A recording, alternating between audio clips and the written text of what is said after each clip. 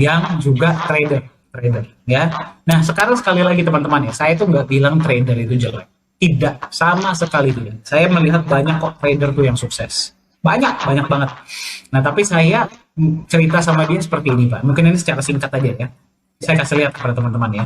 Teman-teman tahu nggak sih yang ada di sini nih, Anda tahu nggak sebenarnya nilai harga harga dari waktu Anda itu nilainya berapa? Anda tahu nggak? Ada yang pernah hitung nggak? Misalkan saya nih, saya keluar 1 jam untuk melakukan A, ya, Anda tahu nggak harganya itu berapa? Anda mau tahu gimana cara hitungnya? Itu gampang. Ya, kembali saya tidak mengatakan ini untuk menjelekkan atau menjatuhkan siapapun ya, tidak. Ini hanya sebuah perhitungan objektif agar kita bisa mendapatkan pandangan realita yang lebih dalam ya. Jadi saya ketika itu trader, teman saya trader, saya tanya, oke, income you setiap bulan sekitar berapa? Dia bilang kurang lebih 40 sampai 50 juta per bulan. Oke, not bad. You kerja setiap hari berapa jam? Bisa 8 jam.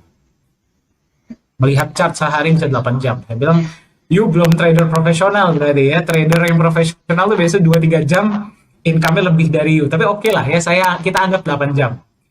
Ya, 45 juta, 40 sampai 50 juta per bulan, dia 8 jam sehari. Berarti 8 kali, taruh misalkan 20 working days, 20 hari kerja, berapa jadinya? 160 jam tuh. Anda kalau mau tahu waktu Anda itu harganya berapa, simple. Tinggal income Anda setiap bulan, Anda bagikan dengan waktu kerja Anda. Misalkan, sini 50 juta ya, bagi 160. Berapa tuh? Ada yang bisa tolong bantu hitungin buat saya? 50 juta dibagi 160 berapa? Ya, sebentar saya hitung. Dibagi 160. 300 ribu rupiah. Berarti harga waktu dia itu adalah 300 ribu per jam. Ya, bayangkan. Nah, sekarang pertanyaan saya, kalau misalkan dia tingkatkan waktu kerja dia jadi 10 jam per hari. Ya, 10 jam per hari. Saya tanya sama dia, kira-kira income-nya bisa naik nggak? Dia bisa lah, paling jadi berapa? Paling naik 10 jutaan. Oke. Ya, berarti untuk dia naikin lagi, nggak bisa dong dia naikin jadi 12 jam, 15 jam, dia juga perlu tidur dan segala macam. Ya, pertanyaan saya, ya, you mau begini sampai kapan?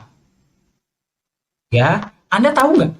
Orang-orang seperti Warren Buffett, ya Warren Buffett kita ngomong, Anda tahu nggak harga waktu dia per jam itu berapa?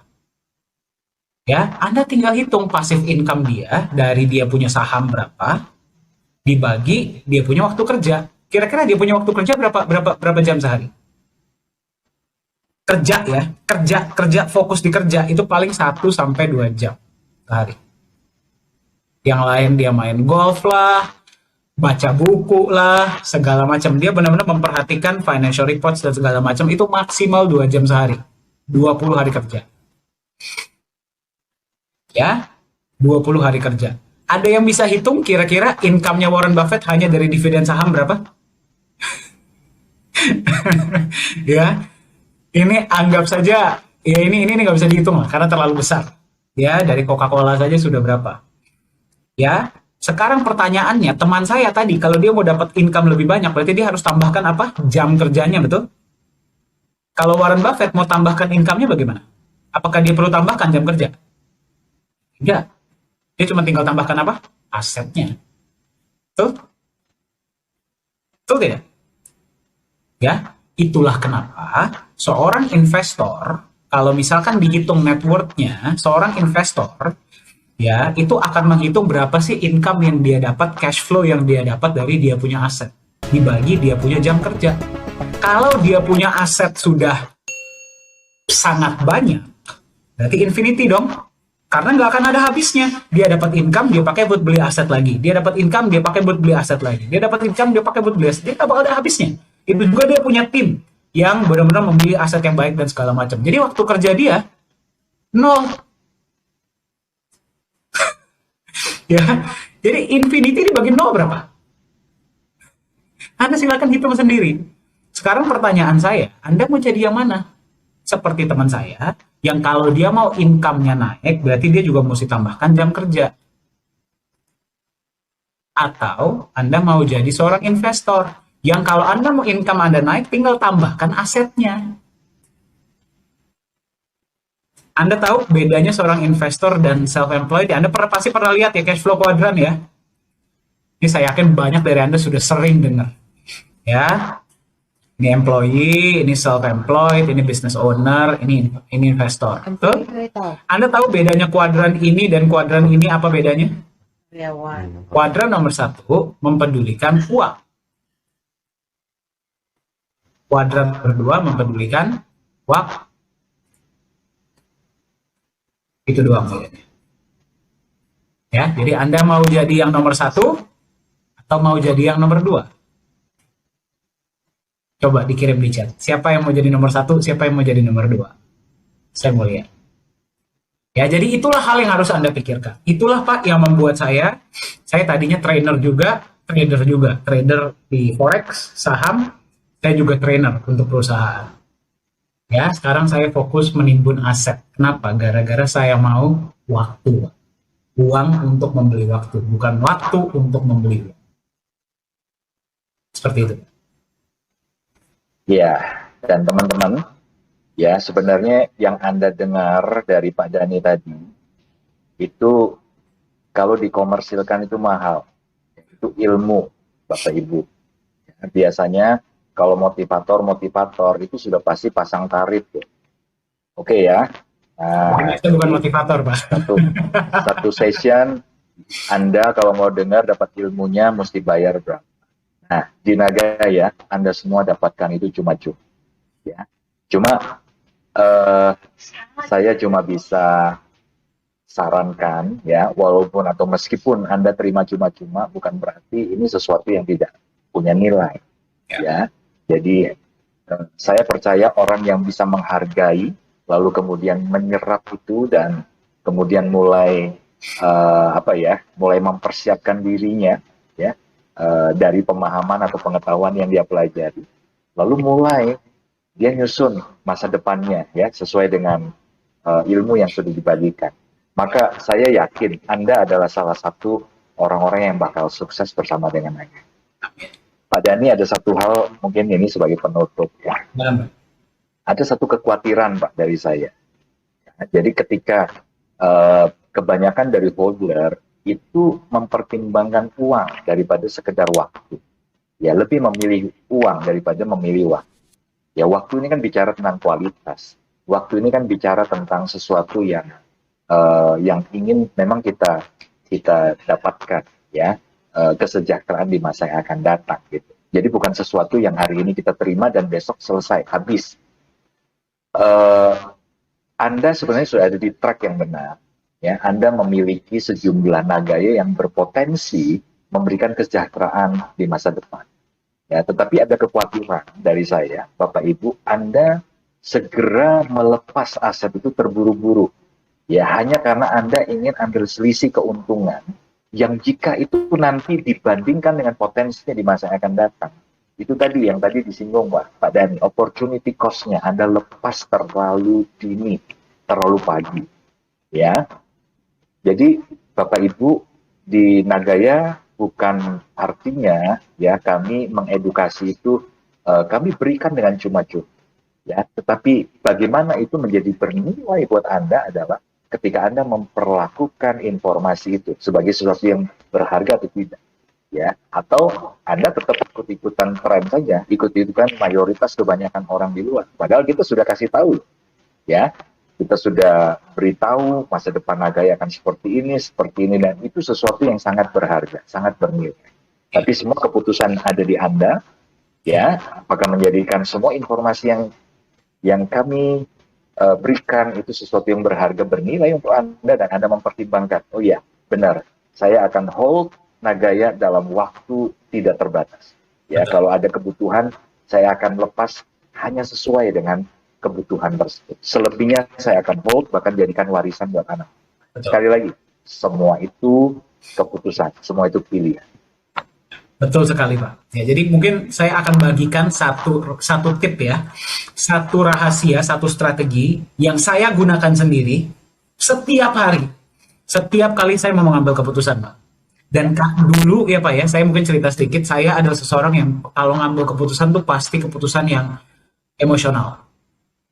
Ya, pokoknya saya butuh hari ini, saya lihat hari ini. Biasanya keputusan emosional kita ambil didasarkan rasa takut.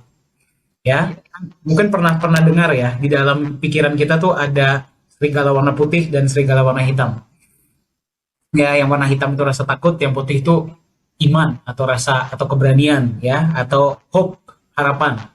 Yang mana yang lebih kuat, yang mana yang kita kasih makan. Nah, jadi sebenarnya seperti ini. Ini sangat praktikal ya. Setiap kali saya mau buat keputusan, Pak, saya akan tanya sama diri saya seperti ini. Keputusan kan berarti kan A atau B, ya kan? Saya akan seperti ini, Pak. Saya akan coba kalau misalkan saya ambil keputusan A. Jadi Anda tunggu dulu sebelum Anda ambil keputusan. Misalkan saya ambil keputusan A, contohnya, ya. Contohnya kita Nagaya deh. Nagaya mau dijual atau Nagaya dipegang. Ya. Nah, itulah kenapa Pak sampai sekarang Pak saya punya sekian banyak Nagaya, keluarga saya punya Nagaya, satu pun nggak pernah saya jual. Ya, dan nggak akan pernah saya jual. Ya, karena begini. Kalau misalkan Anda mau berada di satu tempat di mana Anda bingung melakukan A atau B, Anda tanya kepada diri Anda sendiri. Misalkan saya melakukan A, lihat 5-10 tahun dari sekarang, bagaimana hidup Anda? Terus Anda mundur, sekarang tanya, kalau misalkan saya lakukan B, bagaimana hidup Anda 5-10 tahun dari sekarang? Yang mana yang memberikan Anda harapan, yang mana yang memberikan Anda regret? Regret itu apa ya, Pak ya? Penyesalan. Ya, kalau misalkan Anda sudah tahu keputusan tersebut akan membuat Anda menyesal, apakah masih akan Anda lakukan?